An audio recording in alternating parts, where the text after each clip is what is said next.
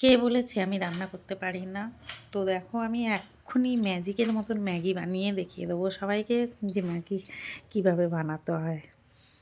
তো আমি এটা শর্টকাটে ম্যাগি বানাচ্ছি। তো ম্যাগি বানানোর জন্য আমি সসপ্যান বসিয়ে দিয়েছি, সসপ্যানে জল দিয়ে দিয়েছি, জলটা দেখো ফুটে গেছে। আর তাতে দিচ্ছি একটু মটরশুঁটি।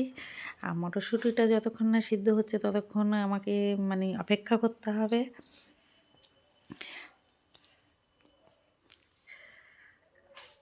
তো মটরশুঁটিটা ভালো করে সিদ্ধ হয়ে এসছে। তো সামান্য একটু নুন দিয়ে দিচ্ছি, কারণ মশলাতে যেই নুনটা থাকে সেইটুকু তো হয় না, একটু কম থাকে। আর এখানে আমি ছোটো ছোটো করে কিছুটা টমেটো কেটে নিয়েছি। তো এই টমেটোটাও এখন দিয়ে দেবো। তো দেখো টমেটো আর মটরশুঁটি দুটোই কিন্তু সিদ্ধ হয়ে গেছে।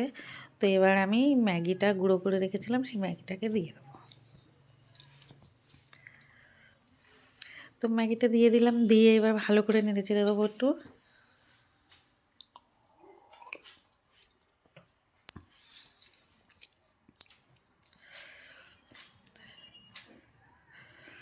তো ম্যাগিটা হয়ে এসছে, আমি এবার মশলাটা দিতে গিয়ে কিন্তু ম্যাগির মশলার প্যাকেটটা পড়ে গেছে। আর আমি তুলেও নিলাম। তো এটা কি খাওয়া যাবে? অবশ্যই খাওয়া যাবে, কারণ প্যাকেটটা তো আর খারাপ কিছু ছিল না।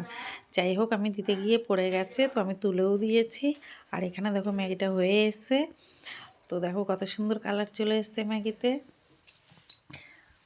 আর আমি একটু জল জল ভেজা ভেজা রাখবো, কারণ হচ্ছে ম্যাগিটা ঠান্ডা হবে তখন কিন্তু একদম শুকিয়ে যাবে। তো সেই কারণে একটু জল জল করে রাখতে হয়। তো রেখেছি। তো আমার ম্যাগি বানানোটা তোমাদের কাছে কেমন লাগলো অবশ্যই কমেন্ট করে জানিও। আর তোমরা কিভাবে বানাও সেটাও অবশ্যই জানিও। তো চলো টাটা, সবাই ভালো থেকো, সাবধানে থেকো। আর সবাইকে দেখা হবে আবার নতুন কোনো ভিডিওর সাথে। চলো টাটা।